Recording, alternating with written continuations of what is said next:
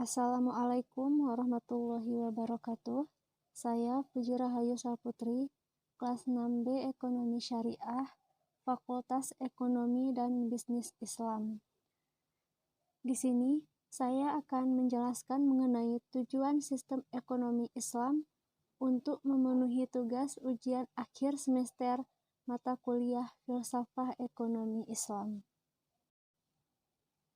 Pertama, saya akan menjelaskan mengenai pencapaian falah. Istilah al-falah berarti kebahagiaan dan keberuntungan dalam kehidupan dunia dan akhirat. Dilihat dari segala sisi dan dimensi, dalam seluruh aspek kehidupan sebagaimana yang terlihat dalam Quran dan Sunnah. Pencapaian falah maksudnya adalah pencapaian kebahagiaan umat manusia di dunia maupun di akhirat. Adapun kesejahteraan yang dicapai menurut Islam mencakup dua pengertian, yaitu yang pertama, kesejahteraan holistik dan seimbang. Yang kedua, kesejahteraan di dunia dan di akhirat. Distribusi yang adil dan merata. Keadilan distribusi adalah prinsip utama dalam ekonomi Islam, menghendaki bahwa dalam hal pendistribusian harus didasarkan pada dua sendi, yaitu kebebasan dan keadilan. Tersedianya kebutuhan dasar.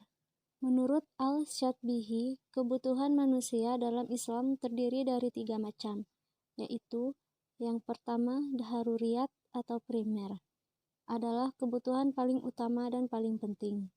Yang kedua, hajiyat atau sekunder, adalah kebutuhan sekunder atau kebutuhan setelah daharuriyat. Yang ketiga, tahsiniyat atau tersier, adalah kebutuhan yang tidak mengancam kelima hal pokok, yaitu kehifdudin atau menjaga agama, kehifdu nafs atau menjaga kehidupan, kehifdu akal atau menjaga akal, kehifdu nafs atau menjaga keturunan, serta kehifdu ma'al atau menjaga harta, serta tidak menimbulkan kesulitan umat manusia. Pengembangan moral dan material.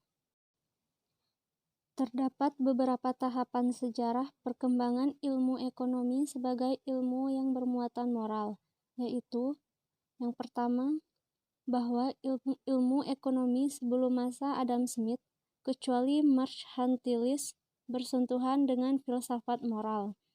Yang kedua, interpretasi bahwa Adam Smith sebagai pelopor ilmu ekonomi yang berlandaskan moral. Yang ketiga, bahwa masa setelah Adam Smith mulai abad 20, mulai runtuhnya sentuhan moralitas pada ilmu ekonomi, dari sisi teori maupun praktek. Yang keempat, menurunnya landasan moralitas pada ilmu ekonomi karena perkembangan dan pengaruh positivisme.